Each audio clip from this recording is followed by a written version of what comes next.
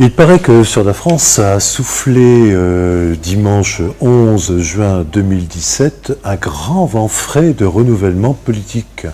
Alors, on nous promet une assemblée avec 400, voire 440 députés pro-Macron, très bien, mais ce grand vent frais de renouvellement, il n'a pas dû souffler au ras des Réunionnais, parce que, ou alors il était passé très au-dessus de notre île, parce que le renouvellement, on ne l'a pas vu. Alors déjà, les candidats estampillés Macron n'ont pas survécu au premier tour, Karine Garcia, Anaïs Patel, et Léopoldine Setomat dans l'Est.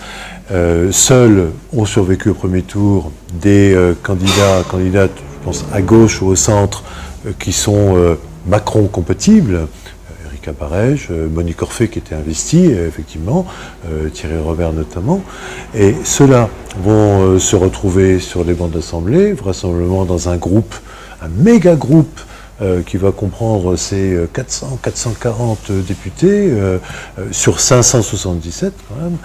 Et qu'est-ce qu'ils vont aller faire dans ce groupe-là? Ça va être compliqué pour eux parce que ce ne sont pas des novices en politique. Justement, le renouvellement, c'est zéro de ce point de vue-là. Donc, ils vont se retrouver dans un groupe. Certains ont fréquenté le groupe Modem, d'autres plus sûrement le groupe du Parti Socialiste à l'Assemblée. Ils ont de l'expérience, ils savent ce que c'est que la discipline d'un groupe, ils connaissent le fonctionnement législatif et ils sont retrouvés dans un groupe, toute une population de nouveaux députés inexpérimentés, sans repères. Ça risque en tout cas, ne soyons pas trop pessimistes, ça risque d'être assez cacophonique.